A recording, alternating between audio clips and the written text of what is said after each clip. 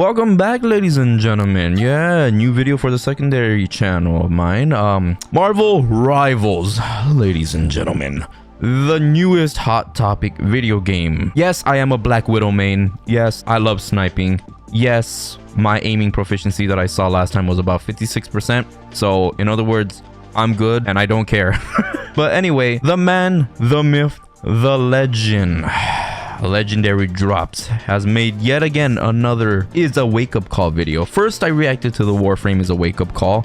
My god, I love Warframe, and that's in my main channel because I uploaded that before I made my second channel, The Fortunate Hero. Go and sub and like. Let's get to 2,000 subs, ladies and gentlemen. And now he's dropped the Marvel Rivals is a wake-up call, ladies and gentlemen. And Jesus Christ, I've been hearing non-stop coping from the Overwatch community, and I'm sorry, your game is just dog shit. I'm sorry. The moment they changed Sombra, the game went to shit, in my opinion. Yes, I'm a Sombra main, and they ruined her. She was perfectly fine. People were just complaining. Overwatch is just, I'm sorry, it's just horrible. It's just, there's nothing going on. Overwatch 2 was just told of all the promises of you'll have PvE and all these cool story mode game modes, and then the game came out and then they just went, nah, it's just Overwatch. Nah, we fooled you. April Fools, haha, nothing new. We just removed boxes and now it's just heavily monetized, so give us money. And the game's horrible. Then Marvel Rivals comes and it's an amazing game, actually. It caught me off surprise. I didn't want to play Marvel Rivals because, you know, I'm okay with, you know, I'm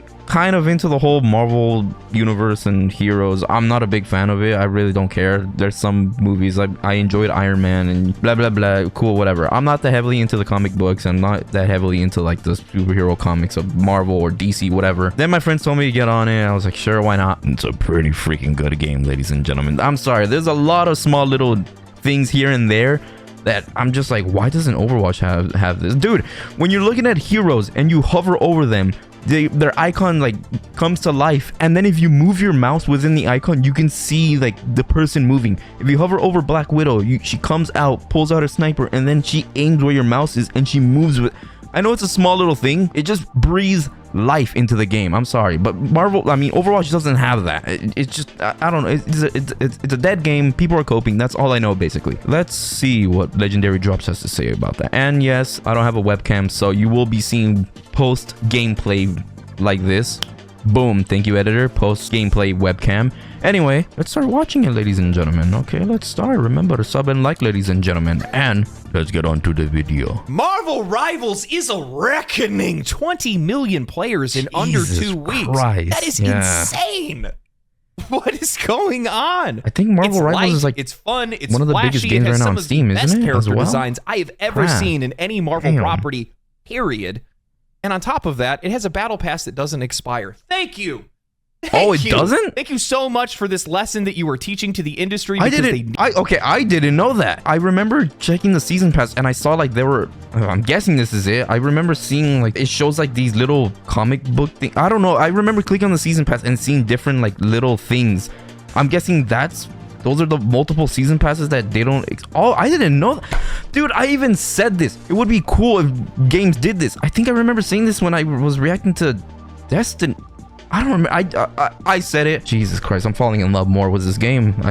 Jesus, my Lord, holy, holy, holy. And on top of that, it has a battle pass that doesn't expire. Dude, and if I remember, the season pass is only $10. Thank you so much for this lesson that you were teaching to the industry because they need to learn it. And that's exactly what this game is doing right now, because this entire year, we have heard the same line of garbage towed across the entire industry as to why live service games have been failing. It's not the character designs. The people who are talking about that are toxic. Wait. Oh, wait, he's making a joke. Okay, I was about to say Concord. Okay, well, I'm an idiot. All right. It's not the character designs. The people who are talking about that are toxic. It's not that we don't understand what the players want. It's that there's too much competition in the industry right now. It's not the gameplay. It's because people just aren't, you know, interested in hero shooters anymore. Really? Is that what it looks like to you? Okay, I will say this. I remember saying that even I'm not that into hero shooters. I just think they're so dumb. However, if I remember what I said right was there are some games that are good with hero shooters. I remember saying Overwatch and stuff like League of Legends and all that who are based on heroes. I mean, League of Legends isn't a hero shooter, but you get what I mean. You click a hero and you use them. There are some places where it's good. I find it annoying when those hero elements get put into a game that really doesn't need it, like X Defiant. But you get my point. There's some games where you just kind of question, why the hell did you put a hero shooter element into it when it didn't need it? Marvel Rivals is perfect. It's perfect. Is that what it looks like? Damn, the player count. All of this back and forth while feigning ignorance. And we've had some incredible games this year. We've had some incredibly popular games this year, but we haven't had that game that stood as definitive proof as to what the players have been asking for a long time. We haven't had that, 20 million players in under 2 weeks kind of proof. And that's exactly what Marvel Rivals is. It's a very fun game. For once, well-deserved. And that's the main reason why people are playing it. It came out of left field for me. I'm actually a bit shocked to see. Actually, I'm not that shocked to see how popular the game is, because after playing it, you can see why everybody's playing it right now. Same here. I think that this game stands as a lesson for the rest of the industry. And I think in a lot of ways, the people that were talking about live service games this year and why they were failing, they might need to go into hiding after this one. So you could use today's sponsor. Or go in hiding, or more as their player base as Overwatch is just going on a freaking tirade of why Marvel Rivals is a horrible game, even though it's not. So you could use today's sponsor. Oh, and what's today's sponsor? So let's talk about something really important. Your personal privacy. If you've ever Googled yourself like I have, you know how much of your personal data is out there. Phone numbers, home addresses, even information about your family. As you can imagine, being a content creator, I value my privacy just as much as the next guy. And that's where Delete Me comes in, a service I personally use and trust to keep my information off the web. If I remember, Delete Me removes your data from hundreds of data broker websites. Those companies that are out there collecting and selling your personal information without your permission. Whether you've worried about things like identity theft, doxing, or protecting your privacy, Delete Me has your back. When I first signed up, I got my privacy report within a week, and I was shocked to see just how much of my personal information they found and removed for me. Plus, they keep monitoring and removing my data all year long. Here's the best part. You can try it out yourself. Go to joindeleteme.com/drops and use the code drops for 20% off. I'm down to get deleted. What about you guys, huh? Use his link, ladies and gentlemen. Use it. Come on. Thank you to support another freaking creator, ladies and gentlemen. In a year in which we've seen many live service games fail, I really want to try one of those services. If you ever tried one, let me know if you liked it or not. One now stands as the crowned king of 2024. The list of excuses has grown incredibly long. The players are sick of being ignored, and in many ways, for those players who've been mistreated by other games, studios, and publishers, and subsequently lost interest and hope in those games, Marvel Rivals stands as their new refuge. Right at the end of the year, in the same week as the release of Path of Exile 2's early access, the game climbed to 480,000 concurrent players on Steam, while pulling similar numbers across PlayStation and Xbox. The developer announced in just under 3 days that the game had reached 10 million players. Just over a week later, they would update that number to 20 million players. Regardless of it being free to play or having the Marvel IP, while those are definitely factors here, we've seen plenty of games, especially live service games, fail to garner any level of success. However, Marvel Rivals seems to have something that everyone else is missing. A good game. Now, I've been busy with other content and other games. However, whenever I get the chance to, I've been logging in and playing with friends. This game feels incredible to play, and that's something to take note of. That is incredibly important here, especially in this genre. There are very few performance issues. The controls feel fantastic. Every character feels entirely distinct from the other. We aren't beating the accusations here, as the great and wise Mike Ybarra so brazenly pointed out. Looks like Overwatch Marvel Rivals ships tomorrow, much like Light of Moderam, a clear copy of HZD out of China. I mean, even the character name Widowmaker in Overwatch versus Black Widow in Marvel Rivals. Whoa, NetEase/Tencent. Isn't Black Widow older than What? I was about to say. I just realized the freaking what are they called again? In the freaking note, whatever. Natasha Romanoff, aka Black Widow, is a popular Marvel hero who made her comic debut in 1964. Oh yeah, I was about to say, Mike, you're stupid. I swear, people just say shit just to try to act smart, and then they realize, oh, I'm stupid. How do I know that? Because it happens to me a lot. But at least I try to do research before I open my mouth. What is it? No, what is it called? Oh my god, I'm also those type of people where something's on the tip of my tongue and I get pissed off when I can. Community noted. That's what it is. That's what it's called. Tell me you don't use social media. That's right. I don't use social media. Thank God I don't. The great and wise Mike Ybarra so brazenly pointed out on Twitter, and then later was shamed into deleting the comment. Marvel Rivals is essentially Overwatch, but of course he deleted it here than just a fresh coat of paint. Marvel Rivals is a live service competitive multiplayer game developed by NetEase, offering players the opportunity to fight in an Overwatch-style game using iconic Marvel superheroes and villains. This game is the quintessential that's what I was talking about. And then you move your mouse and they kind of move around with it. Beloved characters, including the likes of Spider-Man, Magneto, Storm, Iron Man, Captain America, and more. What really sets Marvel Rivals apart from many of the other live service games is its commitment to staying true to that Marvel brand, offering a staggering 33 heroes at launch, all with abilities and skills that genuinely suit that character, combined with arguably some of the best character designs in all of Marvel. I think that's where Suicide Squad kills the Justice League really went wrong. They didn't stay on brand. They forced the characters and the setting into a looter-shooter mold for profit purposes. None of the characters really used any of their trademark abilities, and everyone used generic weapons and guns to fuel that looter-shooter formula. In Marvel Rivals, you are playing as those heroes, fulfilling roles that they are best suited for and using abilities that make sense for that character. I'm sorry, seeing Spider-Man, bro. The amount of times I've played with my friends and we get a random who's playing Spider-Man, it's either a god tier Spider-Man or just a horrible Spider-Man. There's no in between. We have god tier Spider-Mans that go to the back line and start targeting the healers and they constantly kill them. Because for some reason in this game, whenever someone pings that, hey, there's a Spider-Man constantly flanking, nobody does anything, not even the damage dealers. And then you have horrible Spider-Mans that just don't do much. They just go swinging and then they just target tanks and do nothing. I will also say questionable design for Punisher. I don't know. Unless that's how Punisher always looked like, I don't know. But even then, it's weird. It would have been nice if they gave him a more slimmer design, kind of. Guns to fuel that looter shooter formula. In Marvel Rivals, you are playing as those heroes, fulfilling roles that they are best suited for and using abilities that make sense for that character. What's really interesting with Marvel Rivals, and this is pretty much across the board, is there is a much higher skill ceiling due to the depth of mechanics between each characters and how they synergize together. Characters in the game have unique team-up abilities, passive bonuses, and activated abilities that can only be unlocked when you're actually pairing them with specific allies. For example, if you use Adam Warlock with Mantis or Star-Lord, well, he'll grant both of them a free revive upon death. This is something that I think really adds a little bit of extra flavor that this genre has been missing. That depth and flexibility doesn't just end with team-ups, you see it across the individual skills of the heroes themselves. In Overwatch, as an example, Lucio can pump it up, boost speed and healing, and he can knock enemies back, and honestly, that's about it. His closest comparison in Marvel Rivals, Luna Snow, can use precision to heal her allies, deal damage, she can give out shields, she can deal bonus damage with ice shards and slow enemies down, she can empower her abilities to pierce through enemies. Marvel Rivals is, I think my friend was telling me they made a statement saying that they will never nerf the heroes. The thing is, all of the heroes feel overpowered. And honestly, it's one of those things where it's like a good thing because they are heroes. You want them to feel powerful. Now, don't get me wrong, there's some heroes that are better than others,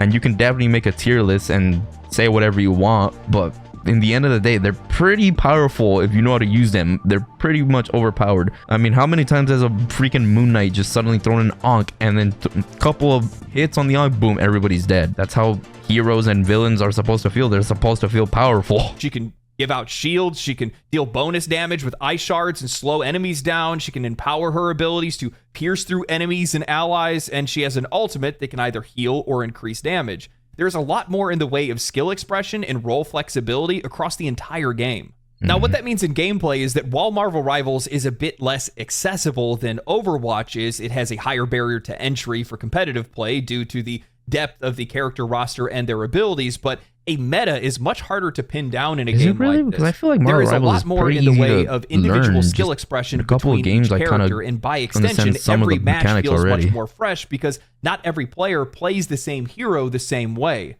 I spent most of my time playing as Psylocke. I love this character. I love her in the Marvel Universe. I absolutely love her design in this game, and she's incredibly fun in Marvel Rivals.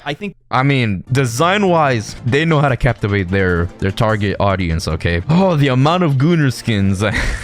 And now that I'm seeing in the internet being coined the Snow Bunny team, it's just... Have you seen the design for the skin for freaking, what's her name, Invisible Woman? They know what the players want. And I'm not gonna be here and say it's a good thing or a bad thing. I don't freaking care. If they want to make the freaking designs look all cheeked up, I don't freaking care. In the end of the day, I'm having fun by the gameplay mechanics. the cheeks in my face, that's just a bonus at the end of the day for me. I'm playing freaking Black Widow, okay? I'm looking down the scope of a gun. I ain't staring at her cheeks every once in a while. I will say this. I love I keep messing with I say messing, but I just keep joking around with my friends with her I'm guessing it's her standard emote. All she does is like kind of look like she's looking around, but she bends over and it just looks like she's just taking a dump or she's just farting. So every time I do it, I just go and I just love her emote. That's why I love her even more. That's why she's my main. A sniper that can shoot people? Nah. Emote that looks like she's farting and shitting? Yes. I spent most of my time playing as Psylocke. I love this character. I love her in the Marvel universe. I just realized love her design I'm pretty in this game, sure and Rule 34 animations are popping up like crazy for Marvel Rivals as well. This game's biggest strength isn't about how characters... Now that I think about it, soon Marvel Rivals Rule 34 animations are going to probably overpower Overwatch's Rule 34 animations, if you know what I mean. It might have already happened. I don't know. I feel like an idiot for realizing or thinking about that. I absolutely love her design in this game, and she's incredibly fun in Marvel Rivals. Any other day, Rivals. designs in this game are amazing. Art style is amazing. Isn't about how characters fulfill their roles. It's about how the game provides this layer of player agency that I otherwise don't feel like I get in other games. I'm not a frontliner. I don't really like being in the mix. I like sneaking around, peppering enemies with a bit of damage from the sidelines. Oh yeah, just like me and Sombra, but they ruined it. Ignore the objectives and catch players who freshly respawn that are trying to get back to their team, and then I'll drop in out of nowhere with an ultimate to take out a bunch of enemies and disrupt the point, and then fade back into the shadows. I want everyone to forget that I'm even there until it's too late. Marvel Rivals has the vision to allow players to be able to play their own role rather than the one that the game assigns to them. The minute that this game came out, I started getting Discord notifications. I got messages from friends. Have you heard about the game? Are you going to play the game? Do you know anybody else that's playing the game? And that is incredibly special for a game like this, because that's exactly what the developer wants, and that's exactly what a community wants for this kind of game, because you want more people who are playing it. You want people to go out and try to find more people to play the game with. And it just goes to show just how popular this game has become in such a short amount of time, and I think it's going to continue to grow in popularity because it is a really fun game, and a lot of people are really liking it right now. It's a really fun game. And I mean, just from my testimony earlier in the video, I did say I really don't care that much about Marvel or DC or comic book hero stuff, really. I'm not really kind of into that whole thing. Obviously, I dabble in it. Even then, I feel like someone who doesn't care about Marvels or Marvel or doesn't care about DC or crap like that, they can easily get into this game and enjoy it just based on gameplay itself. That's how good it is. Yes, it has a theme, and if you don't care about that theme, you can still enjoy the game. That's how fun it is, actually. It just goes to show just how popular this game has become in such a short amount of time, and I think it's going to continue to grow in popularity. If you're watching this video and you don't care about Marvel, you've never really been into it, and you play the game and you keep playing, you're enjoying the game, let me know down in the comments. And not just because of all the images people have been sharing online. What is up with people's obsession with wanting to put a big, I'm just not even going to touch that one. It feels like you're eating popcorn. Just one more. Just one more. The next thing you know, hours have gone by. You've been swapping between these different matches where it's chaotic and people are still trying to learn how to play the game. Everybody's kind of out for themselves, and then you drop into a match that almost feels surgical. And you kind of forget about that, and then suddenly it's like 2 hours later. They understand the maps, and it just feels great to play. And I think if there was one thing that I had to point out and say, like, this is Marvel Rivals' biggest strength, and it's even bigger than the Marvel Rival or Marvel IP itself. And it's just that the game feels really good to play. And that's something that I think a lot of studios have gotten wrong over the last couple of years. There's no hit registration. It felt like they really thought out everything about the game. I haven't had any problems with FPS or anything like that. The menus are really easy to navigate. It's just a really well thought out game. I don't have any problem with being able to tell allies from enemies in the game. I can't tell you how many times I've ran into games like that. And it just feels really good to play. The animations are solid. The controls feel really good. The character abilities make sense and look really cool, but nothing ever really, obfuscates your vision while you're playing the game, which is really important in a game like this. And that's something that they get right. The game is amazing, but there is a lot of issues that I've noticed. I mean, one of the big things, I don't know if they patched it or fixed it, but obviously the bugs such as like more FPS, the more faster and more damage you do. The more FPS, the lower your ping is, and the lower your FPS, the higher your ping is. There's also the freaking annoying issue of every time I restart, like I close my game and then I boot it up again, suddenly my settings just got erased and I have to go back and then fix everything. That's annoying as hell. I'm pretty sure there's other things as well that I forgot. But there's just some little bugs in there. But even then, with all those issues, funny enough, the game doesn't feel bad. It's perfectly fine. Like, I feel that I'm not having that many issues pop up in the game. Oh, there was a brief moment where before this update, my game was crashing. But then I remember I switched some things in the settings and then it wouldn't happen anymore. And now I'm not worried. I haven't had any crashes happen. It's a game in the end of the day. Sure, there's going to be some issues. I really hope they patch everything and fix everything. The game's still fine. There's little bugs here and there. The game's still amazing. Sense and look really cool, but nothing ever really, obfuscates your vision while you're playing the game, which is really important in a game like this. And that's something that they get right. And I think that goes a really long way with something like this. And one of the other things that I like as well is that they're not going to paywall characters behind battle passes or microtransactions. They're just keeping it cosmetic. Nice. It's the best way for you to be able to do it with a game like this. And something that I really like is that you actually have to go looking for the monetization. It's not just in your face. And I'm going to trigger some people when I bring this up. But you know those games that like to hit you with like 4 or 5 different notifications? Oh, that's so weird. It's like almost like you're talking about Destiny. You before you can even get in to play the game in the first place. Marvel Rivals does not have that. Yup. Open the game, press play.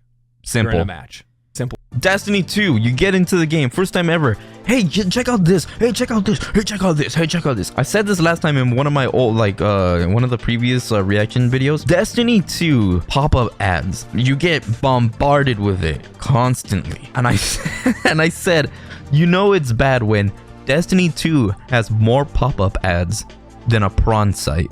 A prawn site most of the time is just 1 or 2. Click XXX. Boom. I'm ready to game. Destiny 2, however, you just press escape. Another pop-up ad. Okay. Escape. Another pop-up ad. Okay, that's 2 already. Another pop-up. I'm uninstalling the game. To sell you before you can even get in to play the game in the first place. Marvel Rivals does not have that. Open the game, press play. You're in a match. Simple as that. And by the way, incredibly quick match times. I mean, you hit it and it's just like match found. There's no delay or anything like that. It's great. Every once in a while you get a little delay, but for the most part, in a lot of ways, when I'm looking at this game, I think that I look at the industry and I see how they've been covering it, talking about its success and the reviews and things like that. And they're really downplaying it. They're oversimplifying it. Well, it's the Marvel IP. Well, it's a free-to-play game. That's the reason why this game is doing so well. That's bullshit. And they're really underselling it because I think the truth is a lot more nuanced than that. The truth is that it's Marvel an amazing Rivals game. Doesn't just replicate what others have done right. It also does better what others did wrong. And in that, what they're doing is they're picking up all the players that have been left behind.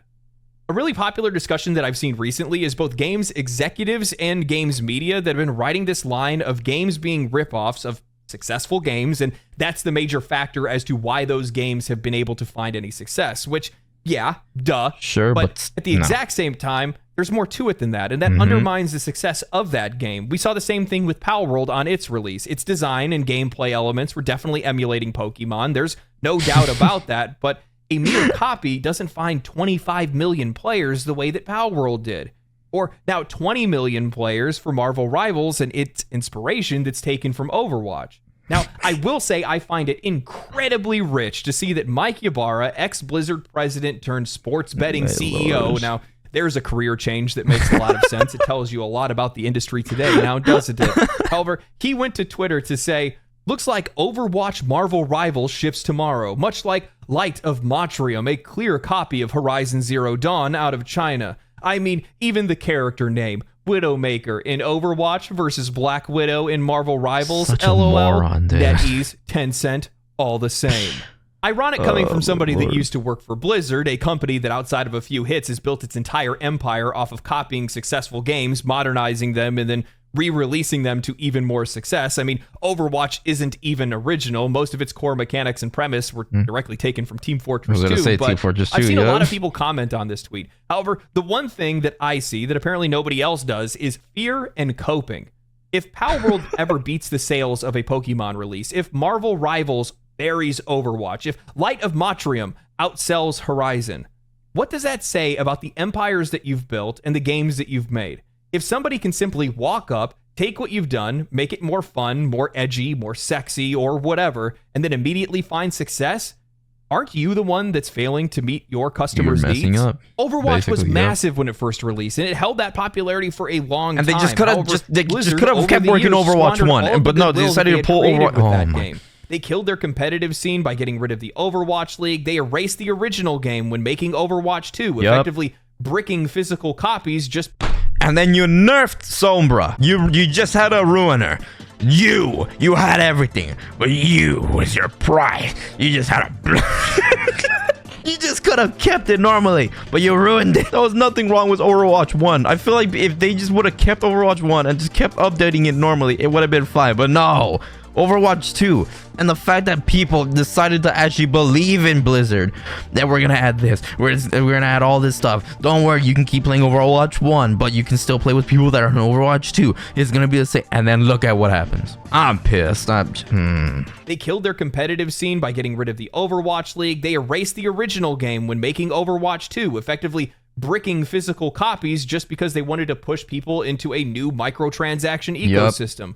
For many, that was the breaking point. The players that remained behind did so because they actually believed in the promises that Blizzard had made for Overwatch 2. The PvE mode, the added depth, the value that was supposed to come with all of these great sacrifices that they forced upon the player. But in the end, all of that was taken away. All the future plans and promises were canceled.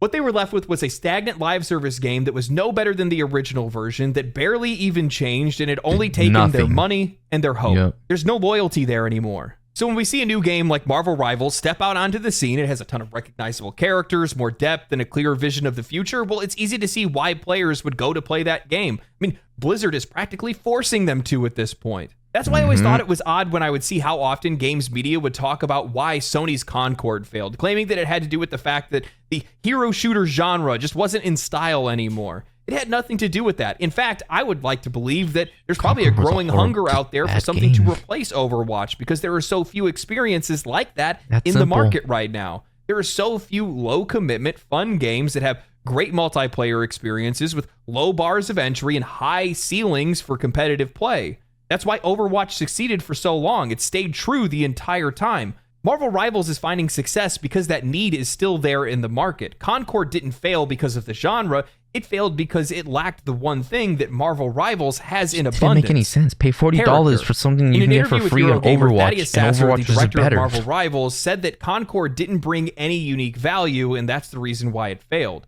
Saying that the truth is, I don't think anybody can predict this, or the games industry would be radically different today. There are a lot of games that come out that people are like, it's going to do well, and it flops. Or people are like, it's going to flop, and then it succeeds amazingly. I think it's really hard to tell ahead of time, and you're always worried about that. The trick is you have to have that reason that people want to come play your game. I think that Marvel Rivals does that exactly with superheroes. I don't know about you, but when I heard about the game's concept, I was like, oh my god, I want to go be Storm in the game. I want to go be Doctor Strange in the game. I want to be those heroes in the game. That sounds awesome. And of course, my mind immediately leapt to all of the cool possibilities that you could have with that.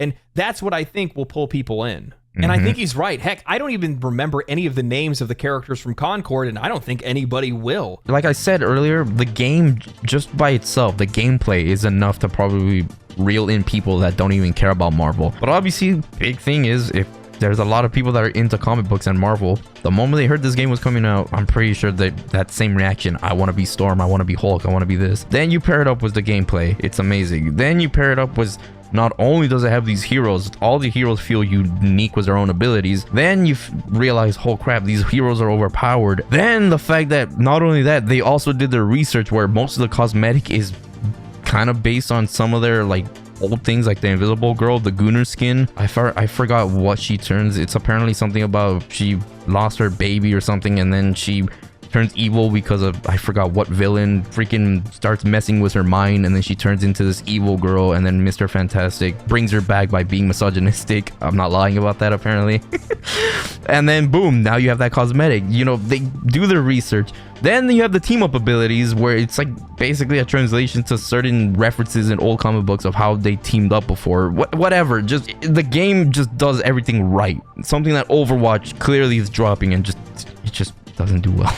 That's what I think will pull people in. A lot of possibilities, and they nailed it perfectly. I don't even remember any of the names of the characters from Concord, and I don't think anybody will. Concord really didn't do anything. It had these characters that weren't all that well designed. People didn't really want to play as them or even get to know them, and the developers just assumed that we would want to get to know them. We know that because they had this whole plan and business strategy around delivering seasonal movies for their cast of characters. You either have to hook players with something that they know, or you have to tantalize them with something that is so cool that they need to know more about it. Concord did neither of those things while also looking not really all that entertaining to play. You know, another justification that I'm seeing right now as well is that the reason why Marvel Rivals is doing so well is because it's free to play. And then they make the comparison and say, well, you know, the reason why Concord failed was because it was $40. It would have done better if it was free to play.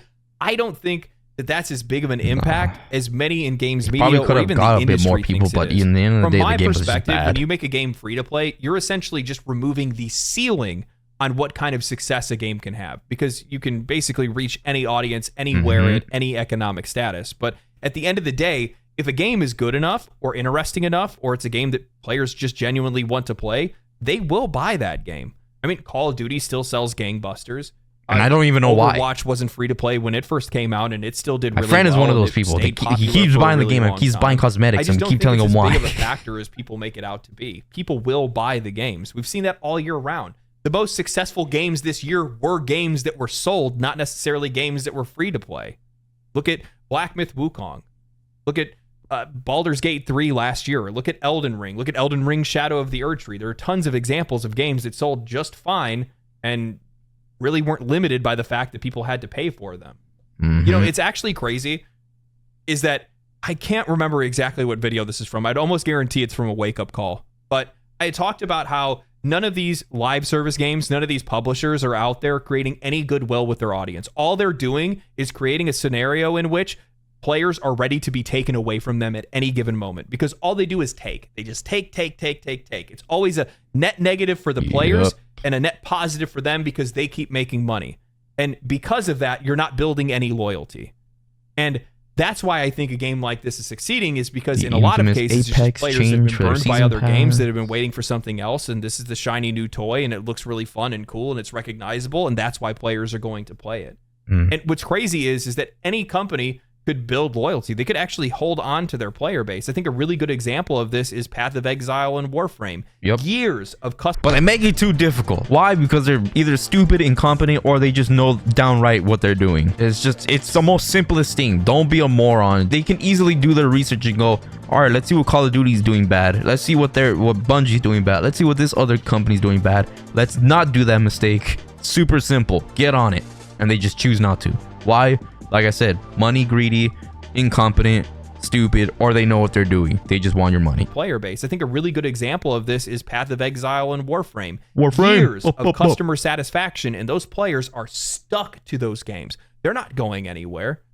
Every single time they do an update, bam, player numbers shoot up. Path of Exile just released Path of Exile 2. Game blows up. Over 500,000 players on Steam. Who knows how many players across other platforms?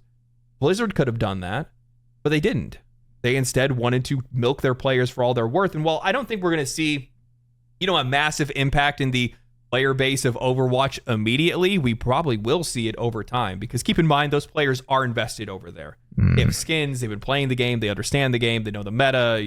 For the people that are in the competitive scene, they leave it and learn the new meta in Marvel Rivals. So you're not going to see a lot of those people move immediately, but I do think you're going to see it slowly happen over time, because one game has a bright future and the other game is just bad.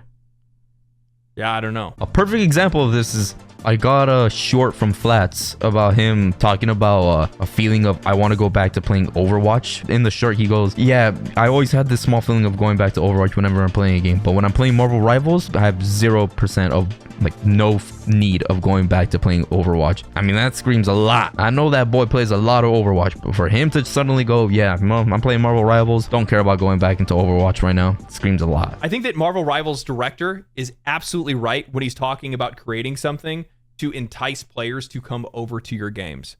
And for him, he's using the example of the characters, which he's absolutely right in that. I think that having the IP is huge. It's very recognizable. People want to go play as the Marvel characters. I have my favorite. Most people have their favorite characters. It's fun to play them as those characters.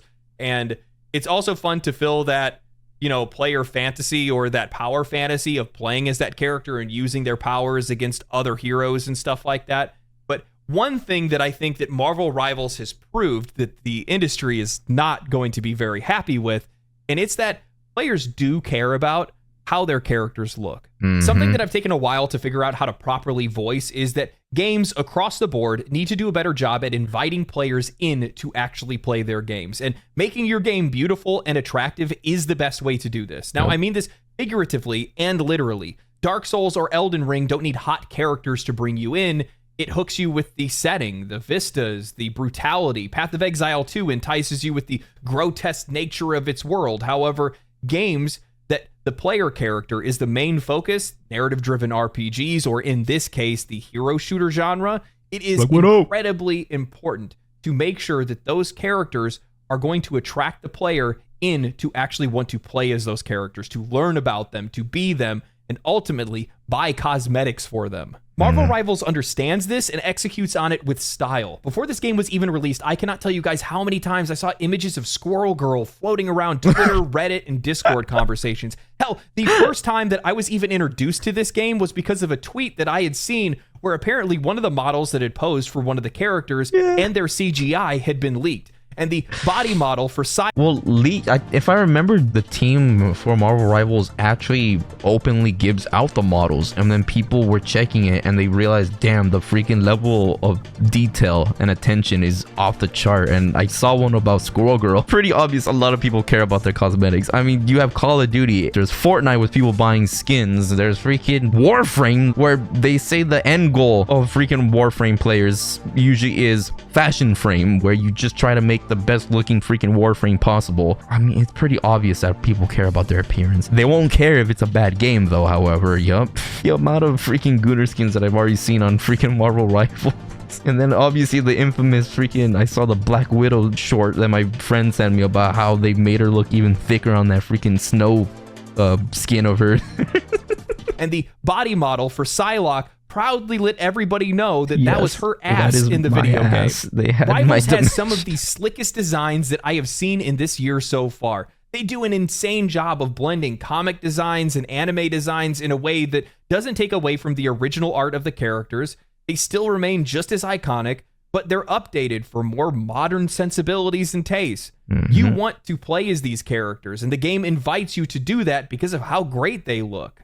When you actually play the game, it's even better. You're bouncing between these menus and flashing yellow lightning characters popping out of the selection screens. And they move with your mouse. Awesome intro animations. And in-game, the art style flows between this hand-drawn cartoon and cel-shaded thing that feels like it's straight out of the Spider-Verse movies, which were really incredibly popular and visually beautiful. When I go back and I look at games like Concord or Suicide Squad Kills the Justice League, it's clear that character designs play a huge role in drawing players in, yet these games miss the mark. In Suicide Squad Kills the Justice League, for example, they gave their rendition of Miss Freeze, and that felt completely detached from the character that we know and love.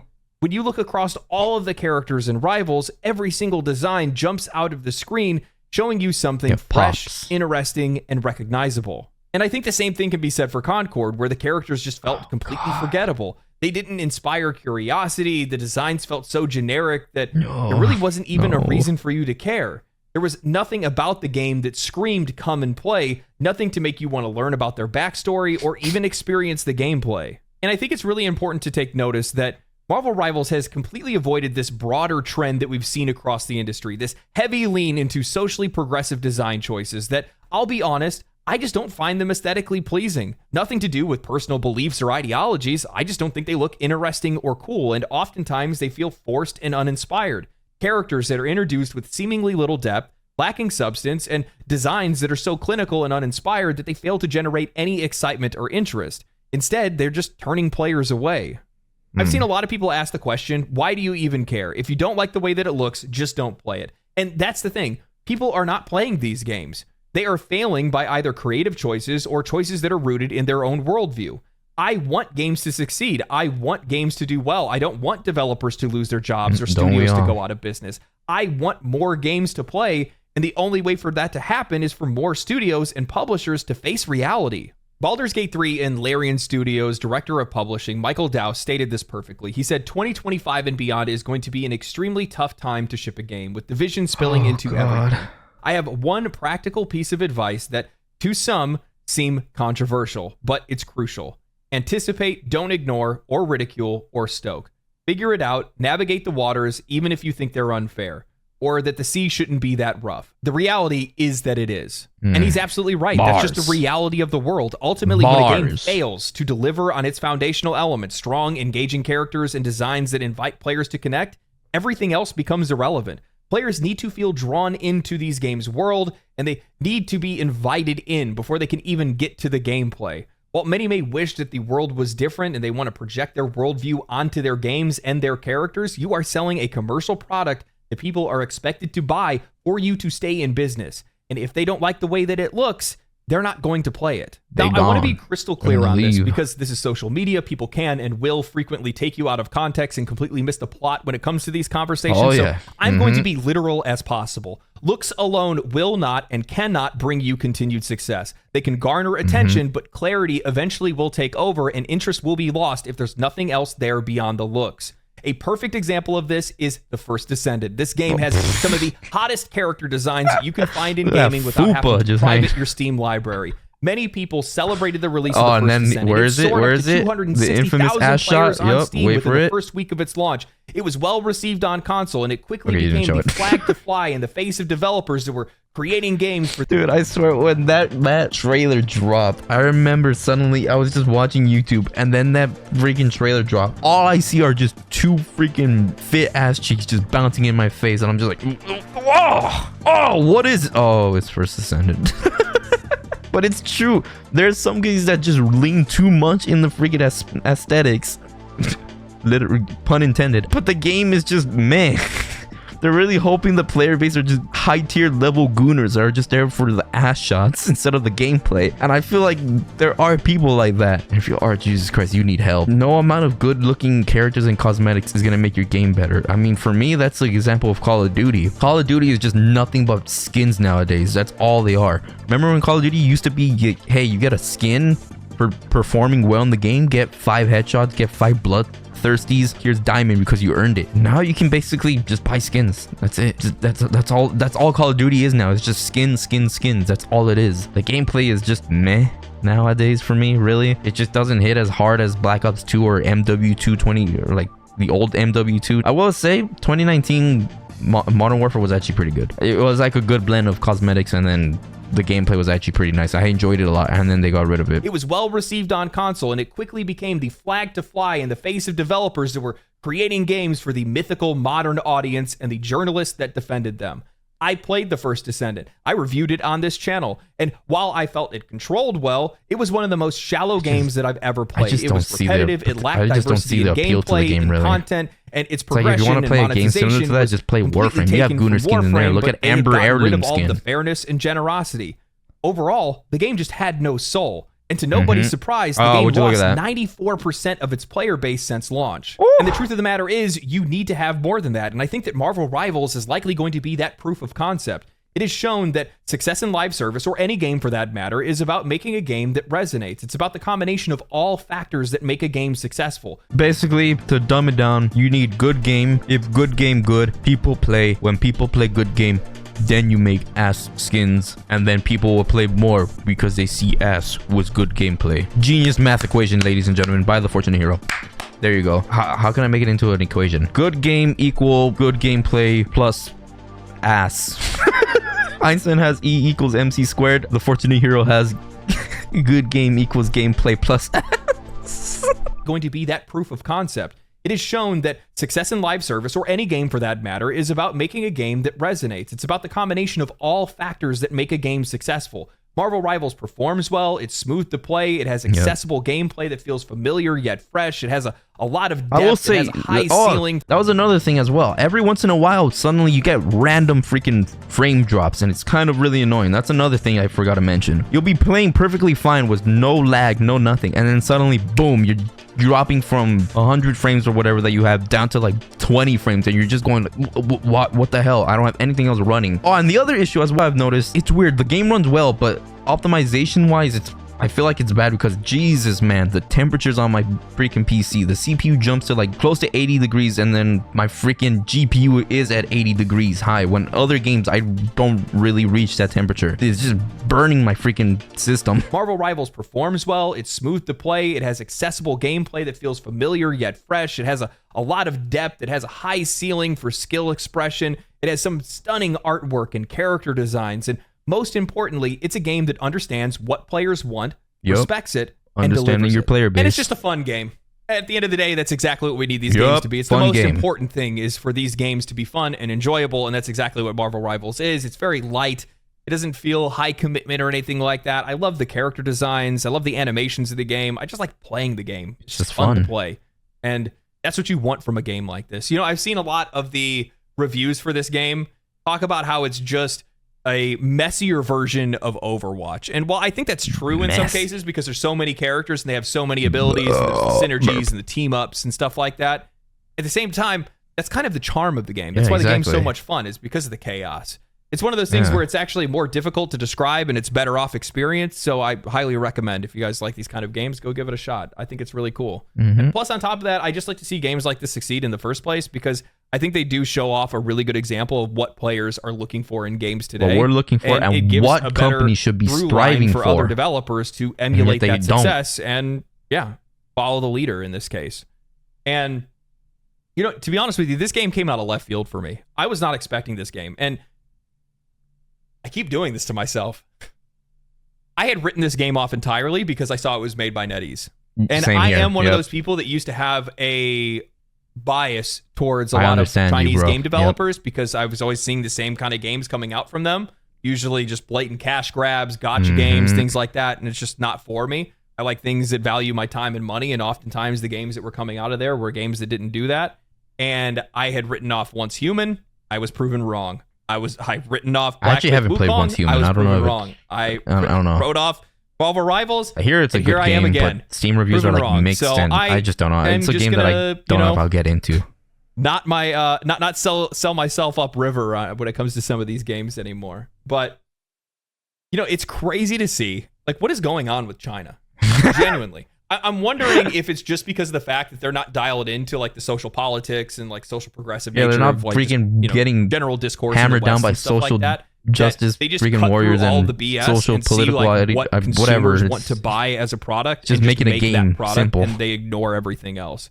And that's probably why they're finding so much success right now. Is because they're basically just ignoring all of the noise of the world and just making a video game as a video game and not really thinking about anything else.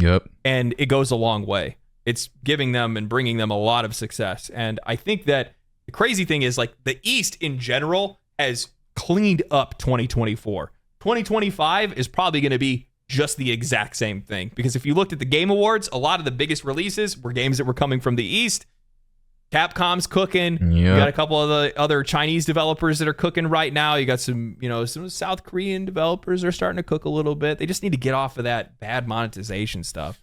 That's a problem with like some of the Eastern games. That's gonna be pretty funny. Imagine 2025 is gonna be the year for nothing to do with their game. They have games for such China. Great premises for games. 2025 only Chinese games are the only things that are viable to play. Like I look at a game like Lost Ark. I think this is probably the best example of it.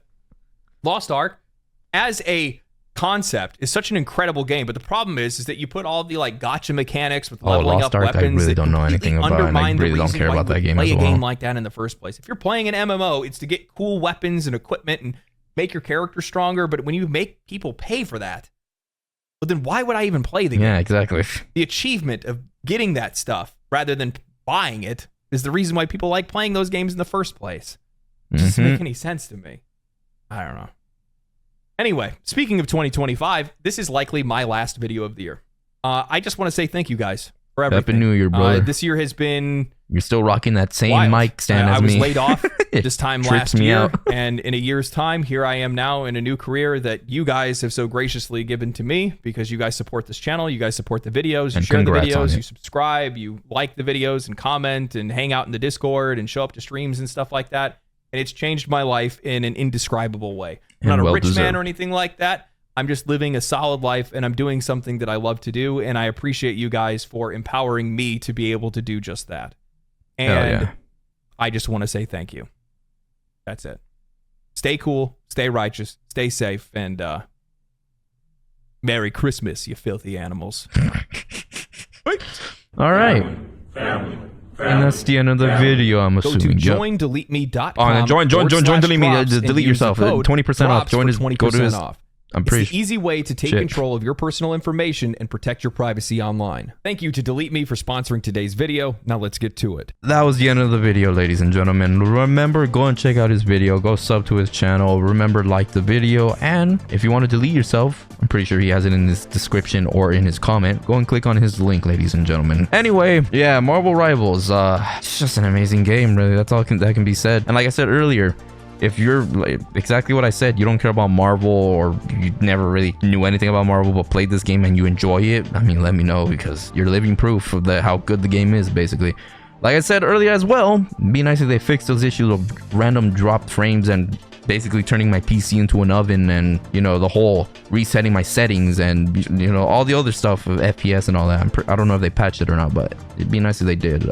Anyway, it's a good game. Yeah, that's it, ladies and gentlemen. Hope you enjoyed. Remember, let me know if there's something you want me to react to. Put it down in the comments. I'll check it out. And yeah, peace, ladies and gentlemen. Peace.